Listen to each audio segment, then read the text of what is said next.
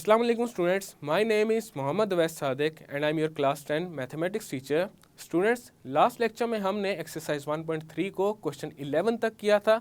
आज के लेक्चर में हम क्वेश्चन नंबर 12 से कंटिन्यू करेंगे, तो आइए चलते हैं व्हाइट बोर्ड की तरफ। आज के लेक्चर में हम क्वेश्चन 12 से स्टार्ट करेंगे। क्वेश्चन 12 में हमारे पास जो इक्वेशन है वो है 4 into 2 raise to the power 2x plus 1 minus 9 into 2 raise to the power x plus 1 is equal to 0। अब यहाँ पे ये जो डॉट लगा हुआ है ये मल्टीप्लिकेशन को रिप्रेजेंट करता है और यहाँ पे देखा जा सकता है एक्सपोनेंट में, एक्सपोनेंट कहते हैं पावर को, और जो ये एक्सपोनेंट है यहाँ पे हमारे पास वेरिएबल आ रहा है। अब 2 का जो एक्सपोनेंट है वो है 2 इंटू एक्स प्लस 1। इसी तरह सेकेंड टर्म में 2 का क्या एक्सपोनेंट है, x। और अगर हमारे पास वेरिएबल एक्सपोनेंट में आ जाए देन उसे एक्सपोनेंशियल इक्वेशन कहा जाता है। और हम इस बात को ऑलरेडी डिस्कस कर चुके हैं कि एक्सपोनेंशियल इक्वेशन को क्वाड्रेटिक फॉर्म में किस तरह चेंज किया जाता है। अब यहाँ पे इस इक्वेशन को हम लोग क्वाड्रेटिक फॉर्म में चेंज करेंगे, तो उसके लिए सबसे पहले हमारे पास आ जाएगा 4 इंटू, अब ये जो 2 raise to the power 2x plus 1 है इसको सेपरेट कर लेंगे, तो ये आ जाएगा 2 raise to the power 2x into 2 raise to the power 1। अब यहाँ पे देखा जा सकता है हमारे पास दो टर्म्स ऐसी हैं जो मल्टीप्लाई हो रही हैं जिनकी बेस सेम है, तो इनकी पावर्स ऐड जब होंगी तो हमारे पास क्या बन जाएगा, 2 raise to the power 2x plus 1। Then आ जाएगा minus 9 into 2 raise to the power x plus 1 is equal to 0। Next हम क्या करेंगे, ये जो 4 है और ये जो 2 है ये भी आपस में मल्टीप्लाई हो रहे हैं, तो इनको मल्टीप्लाई कर देते हैं। 4 into 2 is 8 and 2 raise to the power 2x को एज इट इज लिख देते हैं, minus 9 into 2 raise to the power x plus 1 is equal to 0। अब यहाँ पे 2 raise to the power 2x जो है फर्स्ट टर्म में, इसको हम थोड़ा सा डिफरेंट वे में लिखते हैं, तो ये आ जाएगा 8 into 2 raise to the power x multiply by 2। अब यहाँ पे ये जो पावर में 2 आ रहा है और ये जो 2 की पावर में x आ रहा है, ये हमारे पास जब मल्टीप्लाई हो जाएंगे तो ये हमारे पास again 2 raise to the power 2x के इक्वल आ जाएगा। देन आ जाएगा minus 9 into 2 raise to the power x plus 1 is equal to 0। Next हम ये अज्यूम करते हैं कि 2 raise to the power x is equal to y। अब हमारे पास ये जो इक्वेशन है इसमें जहां जहां 2 raise to the power x आ रहा है वहां पे हम y को पुट कर देंगे, तो हमारे पास आ जाएगा 8 into y square minus 9 into y plus 1 is equal to 0। Then हमारे पास आ जाएगा 8y square minus 9y plus 1 is equal to 0। अब यहाँ पे देखा जा सकता है ये हमारे पास एक क्वाड्रेटिक इक्वेशन बन चुकी है जो कि अपनी स्टैंडर्ड फॉर्म में है। क्वाड्रेटिक इक्वेशन की स्टैंडर्ड फॉर्म क्या होती है, ay square plus by plus c is equal to 0। अब इस इक्वेशन में हमारे पास जो अननोन है वो y है, इसी वजह से स्टैंडर्ड फॉर्म में यहाँ पे y लिखा गया है।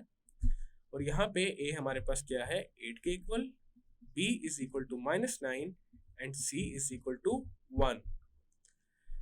अब किसी भी क्वाड्रेटिक इक्वेशन को सॉल्व करने के लिए हमारे पास 3 मेथड्स हैं। पहला मेथड है factorisation method, second method is completing square method and third method is use of quadratic formula. तो हम यहाँ पे जो क्वाड्रेटिक फॉर्मूला है उसको यूज करेंगे, क्योंकि क्वाड्रेटिक फॉर्मूले से किसी भी इक्वेशन को सॉल्व करना is more effective than by using factorisation method और completing square method. Quadratic formula हमारे पास क्या होता है, y is equal to minus b plus minus square root of b square minus 4ac over 2a। अब यहाँ पे y इसी रीजन की वजह से लिखा है क्योंकि हमारा अननोन क्या है, y। अब इस फॉर्मूला में a, b एंड c को पुट कर देंगे, तो हमारे पास y किसके इक्वल आ जाएगा, माइनस b की जगह आ जाएगा minus 9 plus minus square root b की जगह माइनस 9 और इसका स्क्वायर माइनस 4, a की जगह आ जाएगा 8 एंड c की जगह आ जाएगा 1 डिवाइडेड बाय 2a और a की जगह आ जाएगा 8। देन इसको सिंप्लीफाई कर लेते हैं, y इक्वल आ जाएगा माइनस और माइनस जब मल्टीप्लाई होते हैं तो प्लस आता है और साइन भी प्लस का आता है, तो शुरू में प्लस नॉर्मली लगाया नहीं जाता, तो यहाँ पे आ जाएगा 9 plus minus square root minus 9 whole square is 81, because minus 9 into minus 9, minus into minus is plus, and 9 into 9 is 81, तो यहाँ पे 81 आ जाएगा. Minus 4 into 8 is 32, and 32 into 1 is 32, तो यहाँ पे 32 आ गया. Divided by 2 into 8 is 16. Then y हमारे पास आ जाएगा 9 plus minus square root 81 minus 32 is 49 over 16, तो इक्वल आ जाएगा 9 plus minus square root of, यहाँ पे 49 को 7 स्क्वायर लिखा जा सकता है, because 7 square is equal to 7 into 7 which is equal to 49, और ये डिवाइड हो जाएगा 16 के साथ. अब यहाँ पे न्यूमरेटर में ये जो स्क्वायर रूट है ये स्क्वायर से कैंसिल आउट हो जाएगा, क्योंकि स्क्वायर रूट की जो वैल्यू होती है वो होती है रेज़ टू द पावर 1/2, और जब ये 2 1/2 से मल्टीप्लाई होगा तो क्या आ जाएगा 1, तो हमारे पास basically 7 raise to the power 1 आ रहा है विच इज इक्वल टू 7. अब यहाँ से y हमारे पास क्या आ गया 9 प्लस माइनस 7 over 16. अब y की दो वैल्यूज आ चुकी हैं. पहली वैल्यू है y is equal to 9 plus 7 over 16, and second value is y is equal to 9 minus 7 over 16. तो पहले जो ये पहली वैल्यू है इसको फाइंड करते हैं. 9 प्लस 7 इज 16 over 16, तो ये हमारे पास कैंसिल आउट हो जाएगा. 16 into 1 is 16, 16 into 1 is 16, y हमारे पास क्या आ गया 1/1 which is 1, एंड सेकेंड जो टर्म है इसमें आ जाएगा y is equal to 9 minus 7 is 2 over 16. अब 2 और 16 का जो कॉमन फैक्टर है वो क्या है 2, 2 into 1 is 2 and 2 into 8 is 16, और y हमारे पास किसके इक्वल आ गया 1/8 के इक्वल आ गया. अब हमने शुरू में अज्यूम किया था 2 raised to the power x is equal to y. अब यहाँ पे y की जगह पे क्या पुट कर देंगे 2 raised to the power x, तो ये हमारे पास आ जाएगा 2 raised to the power x is equal to 1 and 2 raised to the power x is equal to 1/8. अब यहाँ पे x फाइंड करने के लिए हमने किसी तरह जो ये बेस है ना इनको सेम करना है, क्योंकि अगर बेस दोनों साइड्स पे सेम हो जाएंगी तो उनके एक्सपोनेंट्स ऑटोमेटिकली इक्वल हो जाएंगे. अब 1 को लिख सकते हैं 2 raised to the power 0, क्योंकि किसी भी चीज़ की पावर अगर 0 हो देन हमारे पास जो रिजल्ट आता है वो 1 के इक्वल होता है. अब यहाँ पे देखा जा सकता है हमारे पास जो बेस है वो क्या है 2, वो सेम हो चुकी है, तो इनके एक्सपोनेंट्स इक्वल हो जाएंगे, तो यहाँ से आ जाएगा x is equal to 0. Next हमारे पास क्या है 2x इज इक्वल टू 1/8. 1/8 को लिख लेते हैं 2 raised to the power 3, because 2 raised to the power 3 is equal to 2 into 2 into 2 which is 8. अगर हमने ये जो टर्म है इसको न्यूमरेटर में लेकर आना है तो क्या हो जाएगा, पावर है उसके साथ माइनस साइन आ जाएगा. और इसी तरह अगर हमारे पास कोई भी टर्म न्यूमरेटर में हो और अगर उसको डिनोमिनेटर में ले जाए तो उसकी पावर में भी माइनस साइन आ जाता है. तो यहाँ पे भी अब देखा जा सकता है हमारे पास जो बेस है वो सेम आ गई है, तो इनको एक्सपोनेंट्स भी सेम हो जाएंगे, तो x किसके इक्वल आ गया -3 के. यहाँ पे हमारे पास सॉल्यूशन सेट में फिर क्या आ जाएगा 0 and -3, तो ये आ गया हमारा फाइनल रिजल्ट. क्वेश्चन नंबर 13 में हमारे पास जो इक्वेशन गिवन है वो है 3 raised to the power 2x plus 2 is equal to 12 into 3 raised to the power x minus 3. अब यहाँ पे ये एक एक्सपोनेंशियल इक्वेशन है जिसको हमने क्वाड्रेटिक फॉर्म में चेंज करना है. सबसे पहले ये जो 3 raised to the power 2x plus 2 है इसको सेपरेट करते हैं in the form of 3 raised to the power 2x into 3 raised to the power 2, और ये इक्वल आ जाएगा 12 into 3 raised to the power x minus 3. अब यहाँ पे ये जो 3 के ऊपर 2x है इसको भी थोड़ा सा स्प्लिट कर लेते हैं, तो ये आ जाएगा 3 raised to the power x, और इसको मल्टीप्लाई कर देंगे स्क्वायर के साथ. जब यहाँ पे ये जो स्क्वायर है x के साथ मल्टीप्लाई होगा तो क्या हो जाएगा 3 raised to the power 2x, और साथ हमारे पास क्या आ जाएगा 3 square which is 9 is equal to 12 into 3 raised to the power x minus 3. अब यहाँ पे ये करते हैं अज्यूम कर लेते हैं कि 3 raised to the power x किसके इक्वल है y के इक्वल है. अब y को 3 raised to the power x की जगह इस इक्वेशन में पुट करेंगे तो ये आ जाएगा y square into 9 is equal to 12 into y minus 3. Then हमारे पास y square into 9 is 9y² is equal to 12y minus 3। अब राइट साइड पे जो टर्म्स हैं उनको लेफ्ट साइड पे ले जाएंगे, तो ये आ जाएगा 9y² minus 12y plus 3 is equal to 0। Right side पे जो टर्म्स हैं जब लेफ्ट साइड पे आएंगी तो उनके साइंस चेंज हो जाएंगे।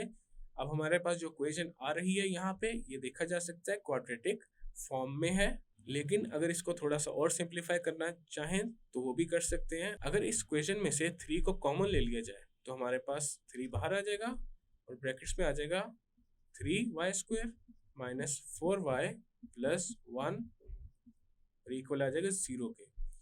अब लेफ्ट साइड पे जो 3 है इस पूरी टर्म के साथ मल्टीप्लाई हो रहा है, तो इसको राइट साइड पे ले जाएंगे तो ये 0 से डिवाइड हो जाएगा। देन हमारे पास जो इक्वेशन है वो क्या बनेगी, 3y² minus 4y plus 1 is equal to 0। अब ये क्वाड्रेटिक फॉर्म में आ चुकी है और यहाँ पे एक इसके इक्वल है 3 के इक्वल है, b इक्वल है -4 के एंड c इक्वल है 1 के। अब इसको फैक्टराइजेशन के मेथड से भी किया जा सकता है, कंप्लीटिंग स्क्वायर मेथड से भी किया जा सकता है और क्वाड्रेटिक फॉर्मूला से भी किया जा सकता है। तो हम यहाँ पे क्वाड्रेटिक फॉर्मूला को यूज करेंगे। क्वाड्रेटिक फॉर्मूला हमारे पास क्या होता है, y is equal to minus b plus minus square root of b² minus 4ac over 2a।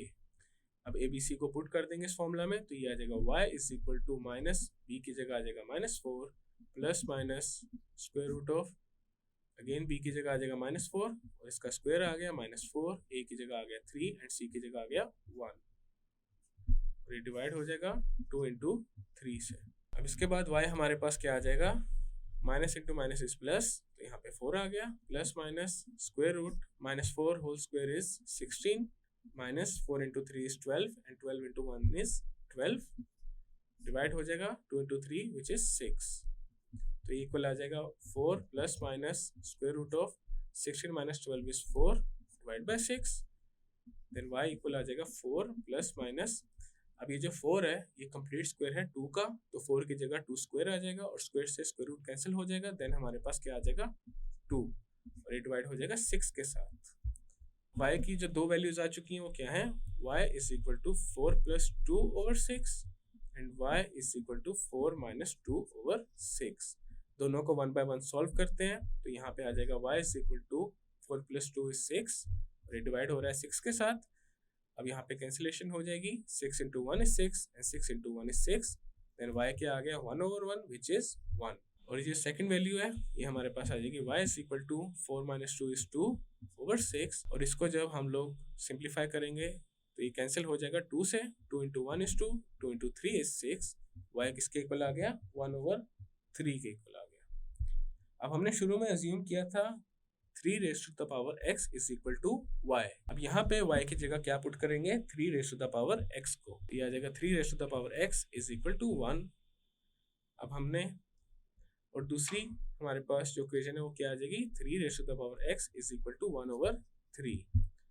अब अगर पहली इक्वेशन को देखा जाए इसमें से हमने x को फाइंड करना है और x को फाइंड करने के लिए हम क्या करेंगे, जो लेफ्ट साइड है और राइट साइड है वहाँ पे जो बेस है उसको सेम करेंगे और अगर बेस सेम हो जाएगी तो एक्सपोनेंट्स ऑटोमेटिकली इक्वल हो जाएंगे। तो ये आ जाएगा 3 raise to the power x is equal to, अब 1 को लिखा जा सकता है 3 raise to the power 0 because किसी भी चीज़ की अगर पावर 0 हो तो हमारे पास 1 आता है। अब यहाँ पे बेस हमारे पास सेम होगी तो x क्या आ गया 0। अब यहाँ पे हमारे पास है 3 raise to the power x is equal to 1 over 3। 3 की पावर क्या है डिनोमिनेटर में 1। अब अगर 3 रेज़ टू द पावर 1 को हम ऊपर लेके जाएं तो ये क्या हो जाएगा 3 रेज़ टू द पावर -1। जब ये टर्म डिनोमिनेटर से न्यूमरेटर में आई तो इसकी जो पावर है वो नेगेटिव में हो जाएगी, या फिर ऐसा कह लें जो पावर है उसका साइन चेंज हो गया। अब यहाँ पे हमारे पास बेस सेम हो गई है तो एक्सपोनेंट्स या फिर पावर्स ऑटोमेटिकली इक्वल हो जाएंगे, तो ये आ जाएगा x इज इक्वल टू -1। अब हमारे पास दो वैल्यूज आ गई x की और यही हमारे पास रूट्स हैं, तो सॉल्यूशन सेट में हमारे पास क्या आ जाएगा 0 -1। तो ये आ गया हमारा फाइनल रिजल्ट।